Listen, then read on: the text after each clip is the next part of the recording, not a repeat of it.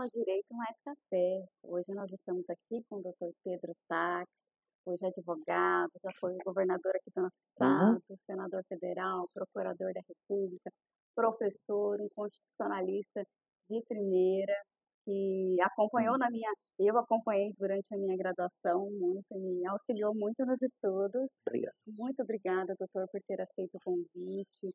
O Direito Mais Café está muito feliz em recebê-lo, por toda a sua trajetória e seu empenho, tanto no direito quanto nas questões políticas e de todo o nosso estado. Muito obrigada, doutor. Muito obrigado pelo convite. Para mim é uma alegria, uma honra participar desse programa. Eu não sei mais se é telespectador, internauta, o que é que assiste, mas todas as pessoas que assistem através dessa nova mídia, né?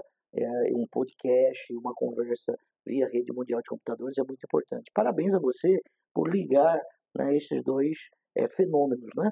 Que é o direito e o café. Eu também sou um entusiasta desses dois fenômenos, o direito e o café, que deixa o direito menos burocrático, né? Deixa o direito mais tranquilo, e para nós aqui do AFG Taques, que é o escritório, né, que eu sou sócio e fundador, é uma alegria recebê-la.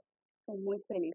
E justamente o café traz isso, né? Uhum, Esse compartilhamento de ideias, muitas ideias, muitas teses surgem uhum. justamente desse café, desse bate-papo e, e eu vejo o café como um elemento que une pessoas, Sim, né? Une exato. pessoas, une ideias e une propósitos. E a ideia central do Direito Mais Café foi justamente isso, unir E pessoas. é interessante, eu gosto muito de café. Eu não sei se você notou que aqui no escritório o café é no copo, né? É no copo, é Ó, uma experiência, né? amei É, isso o aqui, café ó. no copo Minha americano. casa, minha mãe só toma assim até Você hoje. volta à experiência, né? Eu, como governador, criei na região nordeste do estado de Mato Grosso o programa Pro Café. Mato Grosso era o 23º, quase o último produtor nacional de café, e hoje Mato Grosso é o 9º produtor nacional de café, graças a este programa, que teve continuidade no atual governo, mas que foi criado por nós lá para trás. Então, ligar o direito ao café, para mim, é interessante. E hoje nós temos café até premiado em torra, né? Exatamente. Nacionalmente. Algo Uhum. assim que a gente só via cafés premiados com torra, Minas, São Paulo, essas regiões. E agora aqui no Mato Grosso nós Tinha temos aquela café região de premiado. Colniza, Aripuanã, ali aquela região, Cotriguaçu, é muito propícia para o café. Tanto que ali é divisa com Cacoal, em Rondônia, e Cacoal, em Rondônia, tem uma grande produção de café também. E algo assim que o senhor trouxe enquanto governador e se expandiu, né? Uhum, E o café é presente na vida dos brasileiros exato. sempre, desde sempre, Desde assim, sempre, né? né, tivemos o período do café, né, que é interessante é que o café ele molda a política nacional em um determinado momento. Eu vou exemplificar para você. O Rui Barbosa foi ministro da Fazenda do Washington Luiz, e a política que foi criada ali do encilhamento prejudicou nacionalmente os produtores de café. Alguns defendem isso, existem revisionistas históricos que têm uma opinião diversa. Com a queda da Bolsa em 1929, né, o Washington Luiz era presidente da República, e ele quebra a política do café com leite, porque o próximo presidente seria o governador de Minas, Antônio Carlos, mas ele apoia o governador de São Paulo, o Júlio Prestes. E por que isso? Porque os grandes produtores de café de São Paulo haviam contraído, né, financiamentos, empréstimos internacionais, e com a queda da Bolsa eles não conseguiam pagar, e quem pagaria seria a União Federal, que era o avalista. Se ah, o Júlio Prestes, candidato do Washington Luiz, ganhasse a eleição, como ganhou a eleição, mas houve a Revolução de 30, né? Getúlio Vargas, governador do Rio Grande do Sul, recebe o apoio de João Pessoa, governador da Paraíba, né? E dão aquela reviravolta, e no dia 24 de outubro de 1930, Getúlio Vargas amarra o seu cavalo no obelisco do Rio de Janeiro e começa uma nova fase. É importante que o café ele domina a política nacional desde a República, da proclamação da República, até esse período de 1930. A importância do café em A toda a importância, história do a nosso país, importância do né? café, exatamente. E hoje nós vemos assim os Hum. preços um pouco inflacionados do café, Hum. várias pessoas reclamando da alta, e é um item essencial. É um item essencial o café. O Brasil é um dos maiores produtores, se não o maior produtor mundial de café. Só que a Colômbia domina até o momento do comércio do café, né? Você viaja posterior, você vê aqueles cafés, que é aquele burrinho, né, carregando café, mas o Brasil produz muito mais café do que a Colômbia.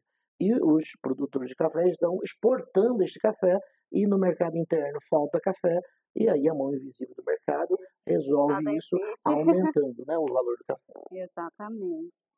Como que um produto basicamente simples interfere de tantas formas De tantas formas. na nossa vida Sim, e na política, né? exatamente. Doutor, o que que o senhor pode, assim, vamos começar a explanar um pouquinho da vida do senhor no direito. Como Uhum. que o senhor, assim, fala, eu vou fazer direito, é algo que eu quero ir para o direito. O que que Olha, motivou o não senhor? foi assim nada de caso pensado, né? Eu fiz vestibular para medicina, né? Passei para medicina, mas não cursei medicina, mas aí eu tinha uma namorada no interior de São Paulo que eu queria, não era bem namorada, né? Eu que tinha como namorada, eu fui para São Paulo por causa dessa pessoa que eu queria namorar e não namorei, né? Ela me chutou a bunda, né? E eu fui fazer direito e gostei, O senhor né? namorava sozinho com ela? Eu namorava sozinho com ela.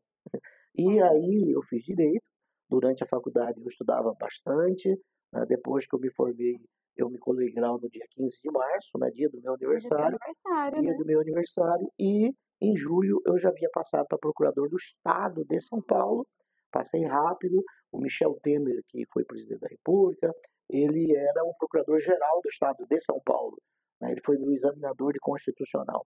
Aí, nesse período, eu passei para a magistratura de São Paulo e para procurador da República.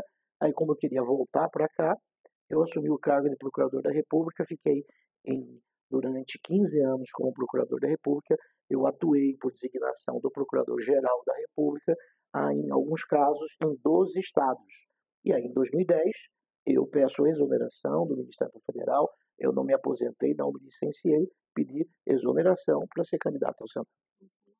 E foi um grande senador, eu vejo assim, o senhor Obrigado, como um obrigado. grande senador, eh, inovações legislativas de grande Sim, importância, o senhor sempre trabalhou muito pela questão da probidade, pela questão do servidor público com honradez e com moralidade sim, para atuar sim. nesse ponto, né?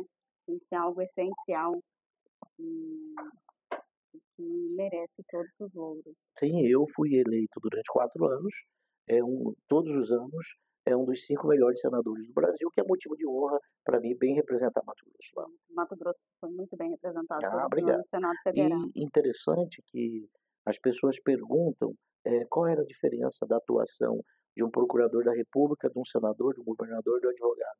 Existem várias diferenças de posições, mas todos têm um ponto em comum. O ponto em comum é a defesa da Constituição, defesa dos valores constitucionais. É isso que eu procurei fazer durante toda a minha carreira, com erros e acertos, mas na medida do limite, da minha competência. Os princípios constitucionais, eles Sim, sempre presentes em toda atuação, independente da função exercida, né? exatamente, né? Isso Eu é concordo com importante. você, né? E hoje os princípios constitucionais também eles se espraiam, inclusive nas relações privadas, Sim, né? O que é muito significativo para o momento que nós vivemos.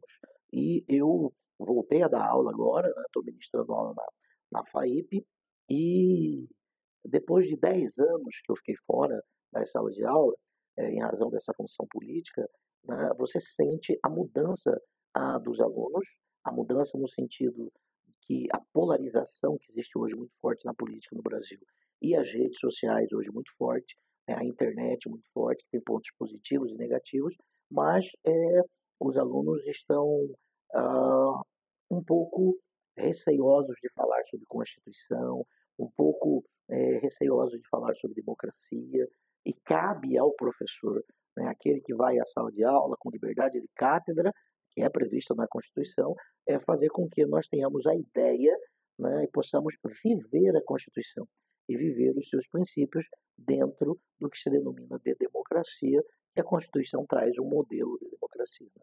hoje em dia, então, o senhor vê essa dificuldade um Uhum. pouco maior desse trabalho em sala de aula diante dessa polarização É, política e uhum, dessa internet que deu voz a todos. Esses dias atrás eu entrevistei o professor Dr. professor Marcelo Teodoro. Sim, sou fã dele, um grande estudioso. Ele é maravilhoso. E ele disse assim, tem uma frase que me marcou Hum. bastante, ele falou assim, a internet deu voz a muitos idiotas. Sim, aliás, Humberto Eco escreveu sobre isso, né? Humberto Eco, um filósofo, né, que nós todos conhecemos, escreveu O Nome da Rosa, né? As pessoas lembram pelo filme, mas ele foi um grande filósofo. Ele fala um pouco sobre as relações da internet com a sociedade. Ele diz que a internet é fabulosa, mas ela deu vazão a que todos pudessem ter opinião. Desculpe, opiniões. É bom que todos tenham opiniões, só que essas opiniões elas passam a ser rasas. Aí que Né? tá o perigo, né? Você, você é especialista na guerra da Ucrânia, aí você é especialista no comércio internacional dos Estados Unidos, você é um generalista, sabe sobre tudo e aí não sabe sobre Não nada, sabe né? sobre mim. Isso é ruim. Esse é um ponto que eu tenho dúvida também que seja positivo para a internet. Para mim é negativo, concordo com o professor, concordo com ele. E um outro filósofo polonês, ele fala a respeito da internet que nos transforma. Ela nos transforma e nos faz estar na solidão da vida moderna, mas essa solidão ela nos liga a uma multidão. Ele fala sobre solidão na multidão. É o que realmente existe hoje. Você está sozinho no seu smartphone, você está num ponto de ônibus, está na piscina, está trabalhando, e você está conectado, linkado com o mundo. Solidão na multidão. E o Fernando Henrique Cardoso também tem um livro bem interessante, que ele fala que a internet ela nos transforma em entidades intermediárias. Você veja que os partidos políticos, na compreensão que nós temos hoje, o partido Tory, o Whig, né, eles surgem na Inglaterra, depois da Revolução Gloriosa de 1688, eles surgem para se postarem, se colocarem entre o povo e aquele que exerce o poder. Entidades intermediárias, partido, igreja, sindicato, associação, que defendem as demandas do cidadão diante daquele que exerce o poder.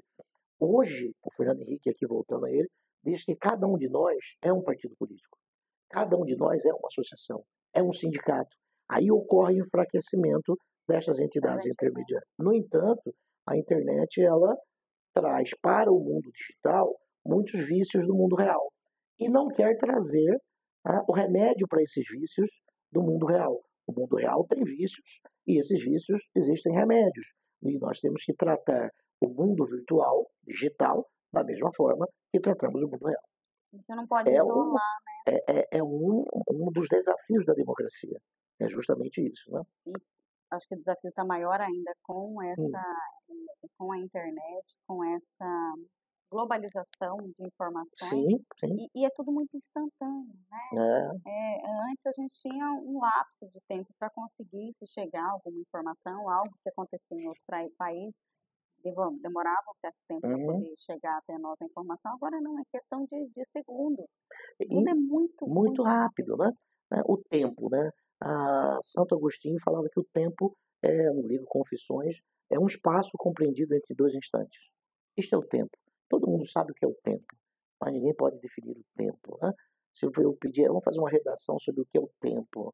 A melhor definição para mim do tempo é essa, né? O tempo, ele faz a mulher ficar mais bonita, ele faz a fruta apodrecer, o vinho ficar melhor. Só que o tempo social é diverso do tempo digital. Imaginem há um tempo atrás aqui em Cuiabá, você ia numa festa, tirava foto, mas você precisava comprar aquele rolinho amarelo, colocava na máquina, tirava a foto. Aí você levava na foto Sakura, que ficava aqui no centro de Cuiabá. Aí esse cidadão da foto Sakura, devia ter um laboratório ali, revelava as fotos. Daí 10 dias, 15 dias, você ia lá, pegava as fotos num envelope amarelo. Né? Você lembra disso? Lembro. No envelope amarelo. Olha esse tempo. Hoje, você vem com a sua fotografia, ela já é revelada no seu smartphone. Nós estamos sendo filmado aqui, né? Imagina, esse tempo, ele é incrível. Só que o tempo do processo é um tempo mais lento, mais lerdo. E aí a democracia, ela se faz com processo. Processo, eu entendo que a democracia, ela não significa só eleição. Para mim, democracia é muito mais que eleição. Se nós formos equiparar democracia a exercício de direitos políticos, nós vamos chegar à conclusão que a Alemanha nazista, após a eleição do Hitler, em 1933, viveu uma democracia. A democracia, para mim, é respeito à liberdade, à igualdade, à dignidade da pessoa humana, com o legislativo independente, judiciário independente, a executivo independente. E as instituições extrapoder, aqui vou dar o exemplo do Ministério Público. Sem isso não há democracia. Tá? E o Seria uma tempo é pseudo-democracia. uma pseudo-democracia. E o tempo da democracia, ele não é o tempo da internet. Por isso existe polarização. Quando você me chamou para essa entrevista, e eu lhe agradeço mais uma vez, eu estive dando uma olhada em alguns professores de constitucional e encontrei o professor Ingo Sarlat, você conhece o professor? Ele tem, eu não sei se é esta semana ou semana passada, eu até comentei com ele no Instagram dele, eu conheço, já ministramos aulas juntos, ele vai dar uma entrevista sobre democracia, polarização e como é difícil defender a Constituição. Isso é bem interessante, você podia dar uma olhada lá no professor Ingo, eu tenho até o telefone dele, se precisar, é bem legal, né? Porque professores de constitucional vivem momentos difíceis. Eu, no curso da FAIP, eles já tiveram constitucional 1, 2, 3, e eu falo sobre atualidades constitucionais. Então, mas para falar de atualidades constitucionais, eu fiz um esforço histórico de todas as nossas constituições, de uma aula que eu dou o nome, de uma conversa, texto e contexto constitucional. Porque a Constituição não é só o que está escrito no seu texto, é o contexto em que nós vivemos, né? As constituições respiram na expressão do Canutilho. Então, a ideia é chegamos à Constituição. Aí eu fui citando determinados momentos históricos e perguntando para as pessoas se não é atual esse tema. Aí as pessoas, eu disse assim, olha, nós estamos discutindo hoje semipresidencialismo. Nós já fomos parlamentaristas, aí fazendo esta ligação. E as pessoas, elas estavam um pouco receosas de falar sobre democracia. Na próxima aula, nós já temos marcado, eu trouxe um livro para eles lerem, vão passar 10 dias lendo o livro, depois que eu trouxe o conceito da minha avaliação de democracia, como as democracias morrem. Nós vamos tratar de como as democracias morrem e o papel do estudante de direito constitucional para que a democracia não morra. Esse é o que nós estamos conversando. Fundamental fomentar isso nos estudantes, nos Sim, novos, na geração que está surgindo aí, exatamente. até para se quebrar essa polarização tão intensa que enfraquece a democracia. Enfraquece a democracia porque você pode querer desvios da democracia. A democracia não é o melhor regime, mas é o que nós temos, né? Contra os males da democracia, mais democracia. É o que nós temos hoje. É lógico que você precisa de modificações. Por exemplo, algumas pessoas nesta aula, quando discutiam o judiciário e a função do judiciário dentro da nossa Constituição, nós estabelecemos o seguinte, olha, cabe ao Poder Judiciário ter esta força que tem hoje?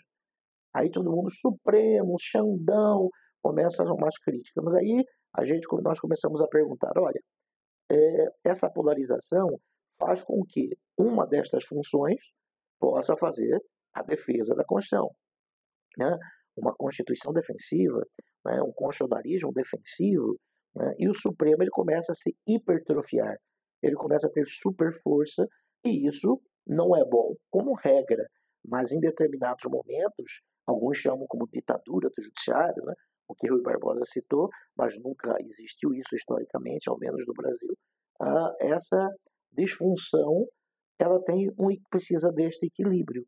Então, a virtude é este equilíbrio que, ao meu ver, a Constituição garante.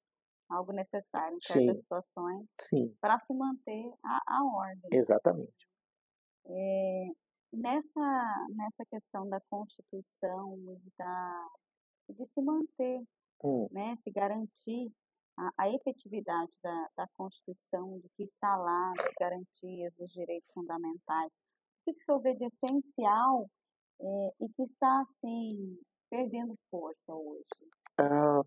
a representatividade, a democracia representativa, né, ela sofre abalos, porque hoje a representatividade ela não é mais de pessoas, ela é de grupos, é de categorias. Você tem a bancada dos banqueiros, você tem a bancada da bala, a bancada a, dos professores, dos advogados, dos professores de constitucional. Esse é um ponto, né? É bem interessante, enquanto senador da República, eu sentia isso, eu vivi isso, né? Porque eu não representei nenhuma bancada, eu não representei categorias, os segmentos, né? Eu ainda estava lá em Stuart Mill falando sobre representatividade. A representatividade, ela é importante e ela sofre abalos com a questão da internet, porque cada um de nós passa a ser um sindicato, uma associação, né? Eu, como senador, apresentei projetos de lei, porque nós temos o nome de processo legislativo dialógico, né? Dialógico aí de digitar e também de um diálogo com a sociedade, né? Esse processo legislativo dialógico, esta constituição dialógica, é uma expressão do José Aderce, um constitucionalista mineiro, que é procurador da República, né? Este diálogo que o legislativo deve fazer. Exemplo disso, projetos de lei apresentados por iniciativa popular, mas não com assinaturas mais, né? Através do smartphone. Você pode discutir sabatinas de ministro do Supremo Tribunal Federal. Eu apresentei um projeto de resolução no Senado para que o nome do ministro ficasse um tempo para que as pessoas pudessem debater com ele através das vias digitais, né? Esse é um projeto interessante, né? Na Finlândia, nós tivemos Constituição, a Constituição foi mudada através de meios digitais. Então, a internet é de todo mal. Eu estou aqui defendendo o mundo digital, mas este mundo digital ele precisa das regras do mundo real, né? Alguns institutos do mundo real eles precisam ser revisitados e digitalizados. O que ocorria, por exemplo, eu tenho uma máquina de escrever ali, né, que eu usava quando era procurador do Estado. Em São Paulo existia uma decisão muito interessante que proibia acórdãos de decisões judiciais com datilografia, né? Nós temos que nos adaptar a isso, né? E hoje a inteligência artificial. Agora, o que nós temos que um dos males da democracia hoje, na minha avaliação, é o ódio, a intolerância. E a internet traz essas pessoas Propaga de uma forma assim, o racismo, a homofobia, né? A xenofobia, né? Isso você faz com que o instrumento da democracia é a liberdade. Liberdade de manifestação de pensamento, né? Liberdade na defesa da dignidade da pessoa humana, né? Que nos diferencia desse copo, né? Você imagina, esse copo aí é uma coisa, né? Essa coisa é um meio para atingimento de um fim. Você levar esse copo e tomar um café é um instrumento, né? Você pode substituir este copo por outro da mesma quantidade, qualidade, diferente do indivíduo que tem dignidade. Não há democracia sem que nós possamos respeitar a dignidade. E nós não podemos transformar o indivíduo nesta coisa. Não podemos coisificar o indivíduo. E eu vejo que nesse momento em que a democracia ela recebe assim críticas, ela recebe críticas daqueles que querem coisificar o indivíduo. Coisificar no sentido de não respeitar a sua individualidade. Porque a Constituição garante que você seja diferente, né? O dever, o direito fundamental de ser diferente. Eu não sou igual a você. Né? As pessoas têm na democracia nós temos... Nossa igualdade é perante a lei, não em sermos robozinhos, né? Nós não somos iguais Ctrl+C, Ctrl+V. e não podemos, se nós falarmos que todos são iguais, na democracia ela não está sendo respeitada. Não. Porque eu estou coisificando, transformando você nesse copo, que eu tenho 15, 20 copos desse aqui que pode quebrar, eu vou substituindo. Esse mal, né? A intolerância, né?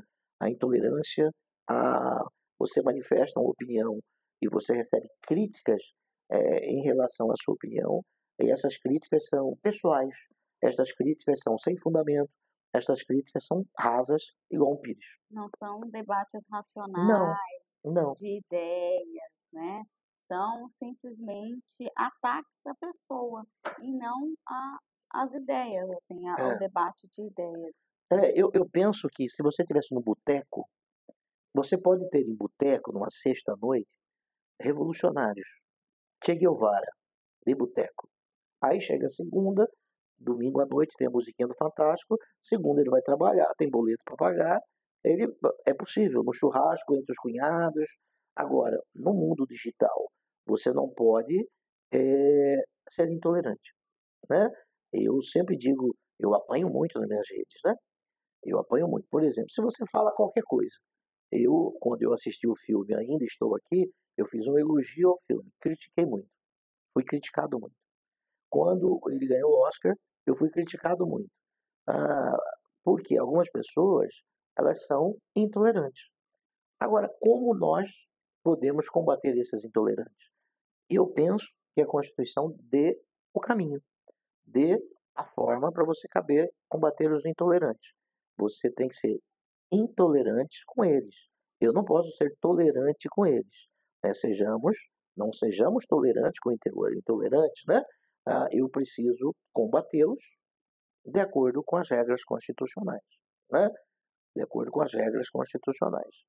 E você defender esses princípios hoje, na sala de aula, nas redes sociais, em conversas, você apanha. Tem que ir já com capacete, né? Tem que ir Porque com a capacete. pedrada vem. É, mas você precisa discutir, alguém precisa discutir isso, né? São questões essenciais que a gente não pode Hum, fechar os olhos, né? Principalmente é, é, no lugar como professor sim, de constitucional, que o senhor tem grande destaque, não pode fechar os olhos e deixar de falar, de debater por desculpe. conta Hum, de represárias, assim, não, de palavras eh, horríveis que vão vir e tudo mais. é, Mas tem que se fomentar justamente essa, essa democracia sólida na Constituição, né? sim, né? Eu acho que esses argumentos eles precisam ser trazidos, argumentos racionais, né? E deixar o tempo de maturação, né? Mas demora, né? O tempo, a realidade social, por mais que tenhamos internet, é muito lenta ainda, né? É muito lenta, é muito lenta. O professor Marcelo Teodoro, ele disse assim, antigamente as notícias, né, então tinha um repórter que reportava a notícia, Uhum, tinha o outro que fazia o comentário.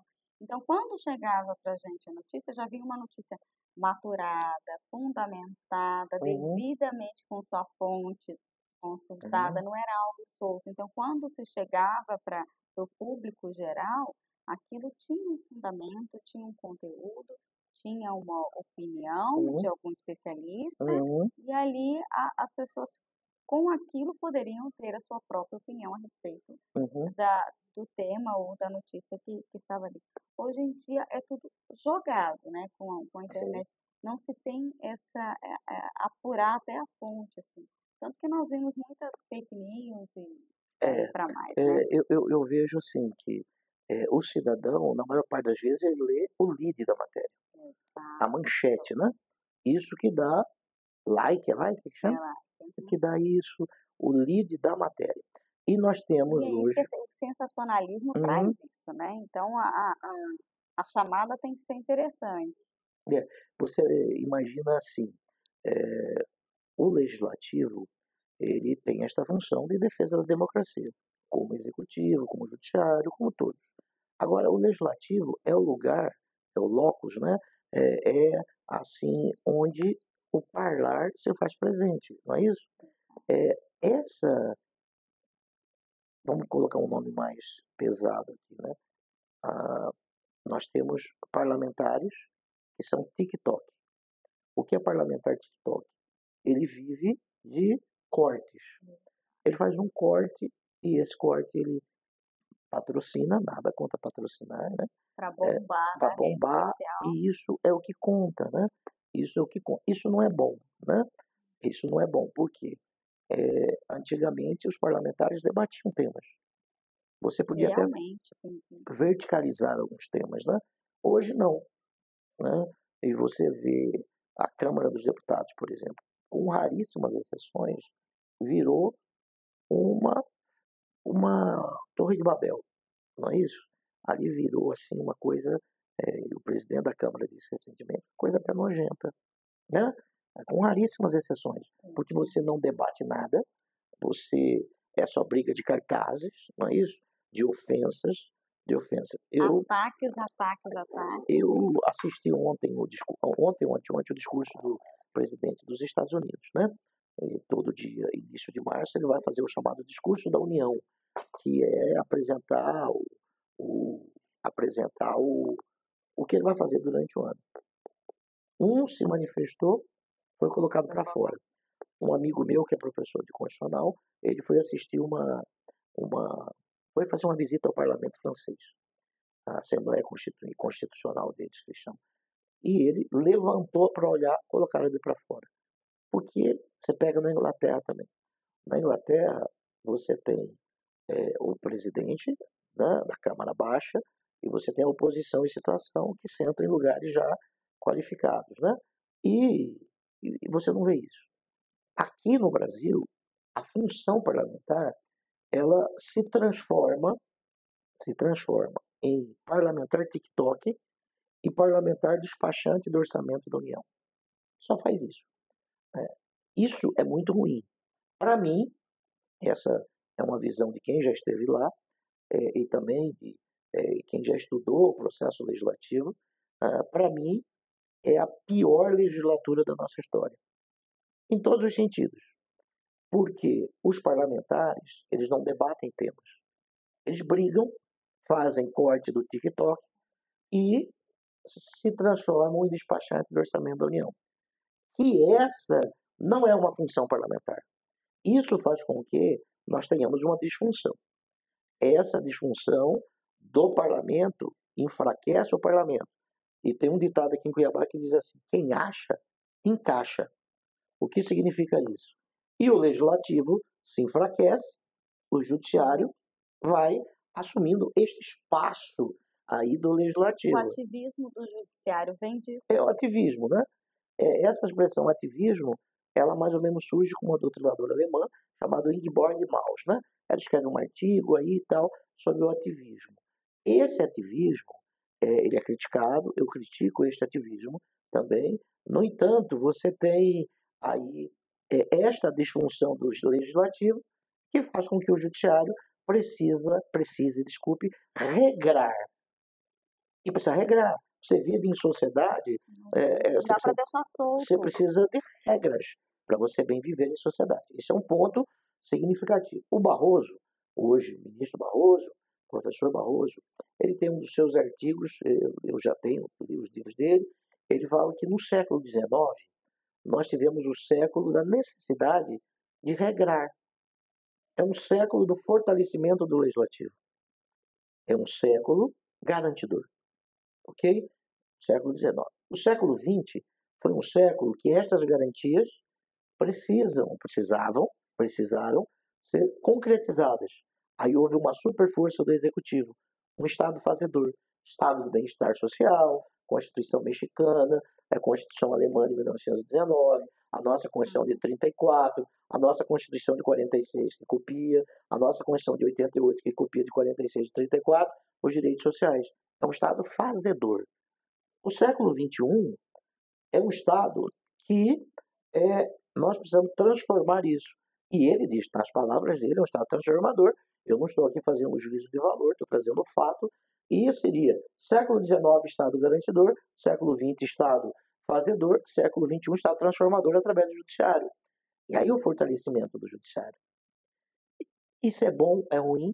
É um seminário para discutir se é bom ou se é ruim. A hipertrofia do Poder Judiciário, todo mundo conhece todos os ministros do Judiciário, tem caneca do Poder Judiciário. Isso já é um fenômeno que já ocorreu nos Estados Unidos. Né? Você vai na Suprema Corte dos Estados Unidos, tem uma almofada com a cara do ministro. Você vai deitar abraçado ao seu ministro. Ministros com redes sociais. Ministros que falam sobre tudo. Isto é bom ou é ruim? Isto é, a Loman fala que não pode falar, né? Então, isso é um momento de de um constitucionalismo defensivo, que precisa ser superado. Desculpe, eu acho que eu estou com coqueluche, doença de criança. Então, essas distorções precisam ser corrigidas. Precisa. E nós vivemos essa fase, tanto que eu acredito que nunca se viu ou se conheceu tanto a formação da Corte, da Suprema Uhum, Corte, como hoje, uhum. né? Há alguns anos atrás, ou foram uns 20 anos atrás, eu acredito que Exatamente, mal 20 se anos. ouvia falar de quem eram os Os ministros do ministros, Supremo. né? Verdade é isso. E nós que somos da área. Né? Exatamente. Hoje, crianças falam Xandão, Gilmar. Isso é em razão, na minha avaliação, do enfraquecimento do legislativo.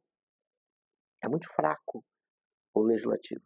Você veja, eu, eu acompanho isso, né? Eu ministro aula de processo legislativo, eu já coordenei um curso de processo legislativo no IDP, que fala um pouco sobre legística, né? Como se faz a lei e tal, né? Alguns projetos de leis, né? São absolutamente inconstitucionais, mas o parlamentar defende porque vai fazer o corte e vai ser o TikTok. Vou dar um exemplo. Né? Morrem 5 pessoas. Fato terrível. Desde sempre temos homicídio. A nossa Constituição garante a vida no artigo 5º. Por isso o homicídio é artigo 121, a primeiro artigo da parte especial é homicídio, porque a Constituição no artigo 5º garante a primeira vida, não garante o patrimônio. Por isso a pena do homicídio tem que ser maior, né? Nós todos sabemos disso.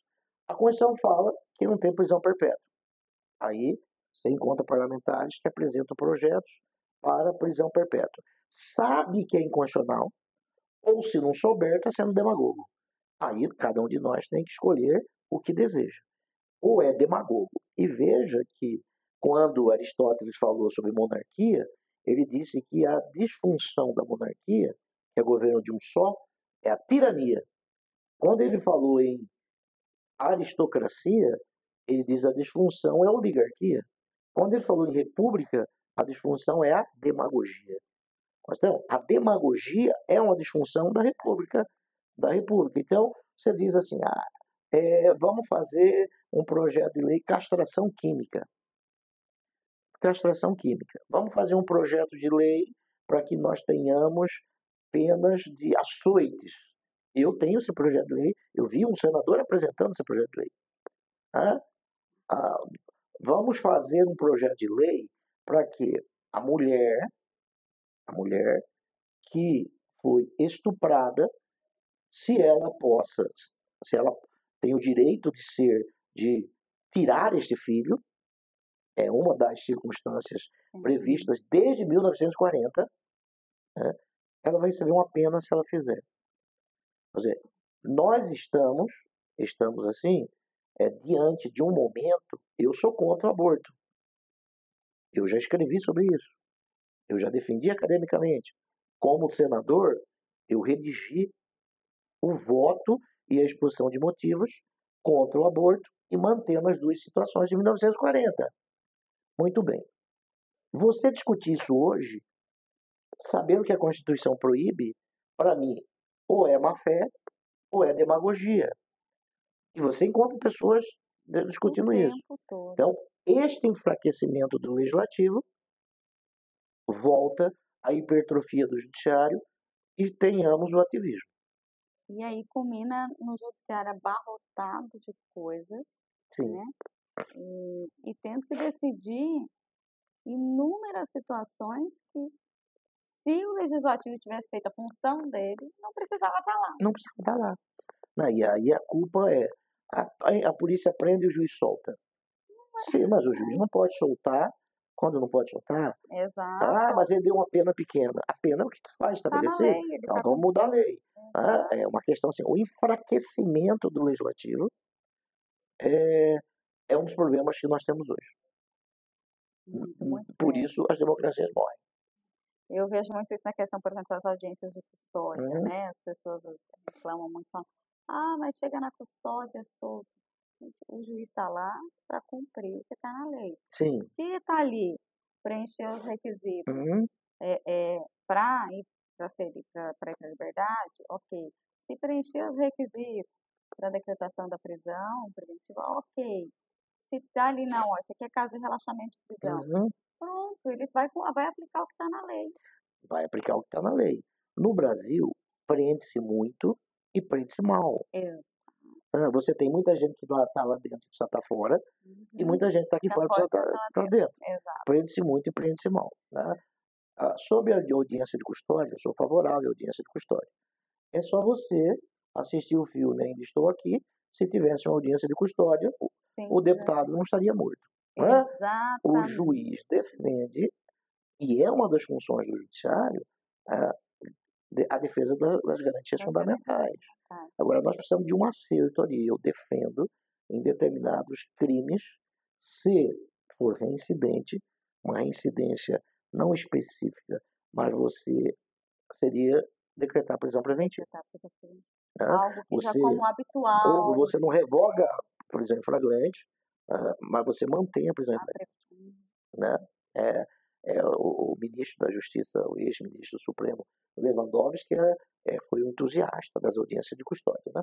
Eu sou favorável porque garante isso, né? Garante isso, a integridade, e nós vivemos momentos estranhos, né?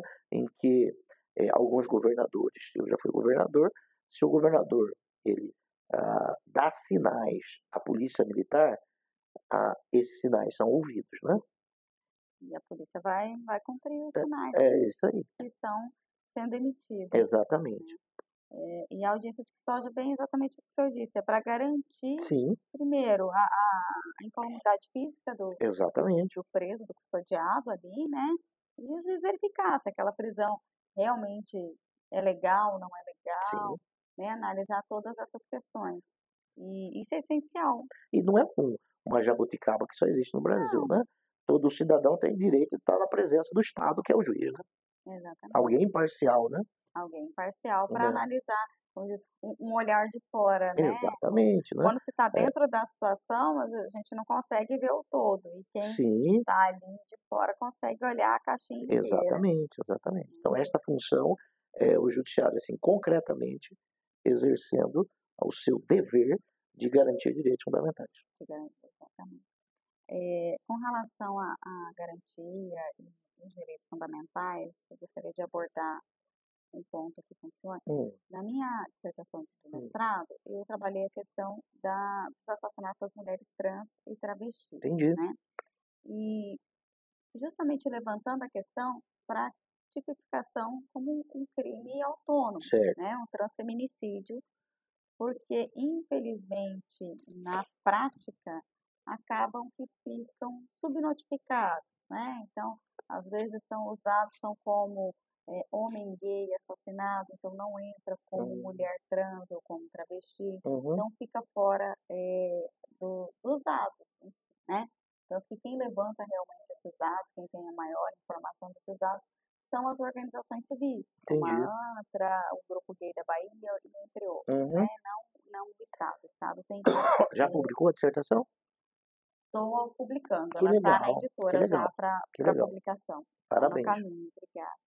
E com relação aos direitos e garantias fundamentais e dignidade da pessoa humana como um todo, assim, qual o recado que o senhor daria para a gente? Eu vejo que a democracia ela tem que proteger as minorias, né? Na democracia, o judiciário, o executivo, o legislativo tem que ser contra-majoritário. Lembremos que na democracia a maioria vence. Mas quando ela vence, ela não quer esmagar a minoria. Ela não pode desrespeitar a minoria. Ela vence, mas respeita os direitos das minorias. Não há democracia sem respeito aos direitos das minorias. E esse grupo que você fez referência, né, nós sabemos a carga que carrega: preconceito, racismo, falta de políticas públicas. Agora, assim, eu sou contra nós estabelecermos tipos penais para determinados casos. Okay? Eu acho que isso parte de uma inflação legislativa. Né? Eu preciso estudar mais o tema, quem sabe uma qualificadora em razão do ódio. Né? Porque nesses casos, né, eu não sou um estudioso desse tema, Estou dando a minha opinião. Para mim, nesses casos, o que existe é um ódio. Esse ódio, né, Freud explica, a psicologia, a psicanálise explica isso. Eu não tenho argumentos mais técnicos para trazer, mas quem sabe uma qualificadora em razão deste ódio, né? Mas tipos penais, acho que o direito penal ele não pode proteger em excesso, mas também ele não pode proteger de forma insuficiente. E nesse caso está protegendo de forma insuficiente, porque você não leva em conta essas características do ódio, né? Mas tipo penal eu não tenho ainda argumento para sustentar se precisaria. Não, é justamente essa questão do ódio Sim, mesmo, né, que é a principal sim, fomentadora dessas sim, mortes, desses assassinatos, e tanto dos assassinatos das mulheres, dos feminicídios, né, exatamente, exatamente. um ódio, uma aversão ao feminino, né. Uhum, Com relação à raça, ao racismo e tudo mais, também entra na mesma questão, o ódio, o né. ódio, né? E esse ódio, trazendo para o momento que nós vivemos, você sente um pouco esse ódio, né? O ódio do Inflamado, diferente, a pessoa está assim, magoada, né? É muito difícil.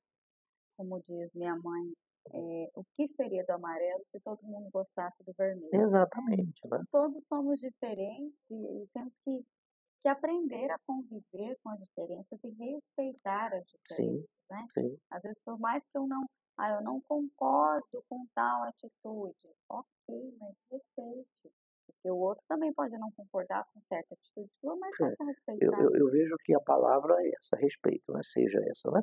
É você ver o outro com os seus olhos, né? Com Exatamente, olhos do outro, né? Eu não posso ser obrigado a, a fazer o que eu não quero, mas também eu não posso proibir de você fazer isso, né? exatamente. Doutor, um balanço geral, assim, para o Hum, senhor, para a gente fechar, com relação ao que o senhor traz de toda a sua carreira, tanto acadêmica, quanto profissional, quanto política, hum, o que que o senhor traz de recado para a gente e para a nossa sociedade, algo para que a gente possa buscar uma evolução uhum. concreta e feliz? Legal, eu vejo assim, que eu norteei toda a minha vida na defesa de princípios constitucionais. Eu sou professor de constitucional, né, como advogado hoje, né, sócio do escritório FGV Taques, como governador, como senador, procurador da República, procurador do Estado, estudante, eu fiz a defesa da Constituição. Todos erramos, né? Todos erramos. Agora, você pode errar, mas você está dedicando a sua competência que você tem. Né? Ninguém é absolutamente perfeito, né? As pessoas erram. E você tem que pôr isso na cabeça. Que as pessoas erram. Eu errei, você erra. Esse é um ponto que é legal você trazer. Quem erra tem consequências. Algumas consequências são legais, não é isso? Essas Exato. consequências legais têm que ser suportadas por todos, porque todos são iguais, Independente, né, do independente, contexto. né? São iguais, né? Eu digo isso com total tranquilidade, né? Não que eu esteja morrendo, né? Não é o final da minha vida ainda, né? Em todas as e entre o caminho, né, mais fácil e o certo, vai fazer o certo. Eu procurei fazer o certo diante da defesa desses princípios constitucionais. Isso é o que me move, né? Nessas várias funções que eu exerci. Se você buscar aí no Brasil quem exerceu três funções como esta que eu exerci, são poucos, né? São muito poucas pessoas que já tiveram no executivo, no legislativo, numa função jurisdicional, que é o caso do Ministério Público, né? Não é do judiciário, é uma instituição extra-poder, é isso. É ir fazer a coisa certa, né? Fazer a coisa certa, você pode ficar absolutamente tranquilo que os princípios constitucionais estão sendo respeitados, né? Eu devo ser o único ex-governador do Brasil que não tem nenhum processo, nenhum inquérito, nenhuma ação penal, nenhuma ação de improbidade. Eu devo ser um dos poucos ex-governadores do Brasil que precisa trabalhar. Eu trabalho, eu vou em audiência. Tá? Isso é fato. Eu fui um dos únicos senadores do Brasil que não faltou nenhuma sessão. Eu faltei uma. Por que eu votei 1? Porque foi voluntário, num júri, quando o Arcanjo foi julgado por ter cometido crime contra o Sávio Brandão, jornalista. Eu fui voluntário, o Ministério Público, eu tive que contribuir com a justiça. Eu, como procurador do Estado de São Paulo, eu defendia pessoas hipossuficientes, que é um nome bonito para quem é pobre na acepção jurídica do termo, né? Eu buscava defendê-los da melhor maneira possível, porque acima existem algumas regras que elas precisam ser respeitadas. Essas regras estão na Constituição. Se nós não respeitarmos estas regras, a sociedade vai ficar num momento de barbárie. Ah, mas eu sou contra a Constituição, sou contra o Xandão, sou contra o Supremo Tribunal Federal. Legal, você tem que ser contra, você não pode ser a favor de tudo. Mas você fez o que para mudar isso? Qual é o projeto para mudar isso? É atacar o Supremo Tribunal Federal com pedra? É querer matar ministro do Supremo? Matar o seu adversário político? Esse não é o caminho. Para isso tem lei, para isso tem regras. As pessoas que estavam lá no dia 8 de janeiro, que invadiram o Supremo, as penas são altas. Eu até acho que são altas, em determinados casos. Mas para isso tem recurso. O recurso vai acomodando, mais ou menos como uma decantação. O recurso serve para que você possa acertar os erros. Individualizar cada conduta, né? Cada então, você pode ser contrário a tudo, mas tem argumentos. Tem argumentos e não saia do caminho da Constituição. Muito obrigada, doutor. Muito feliz em receber. Muito obrigado. O ingresso do Liceu Cuiabano. Sim. Eu também. Legal.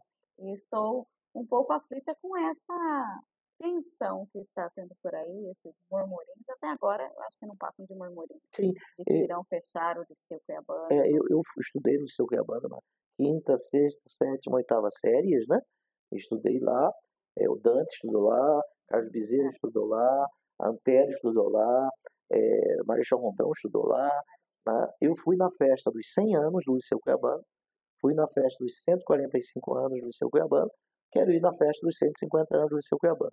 Eu conversei com algumas pessoas sobre isso, mas me parece que o governo vai só reformar, né?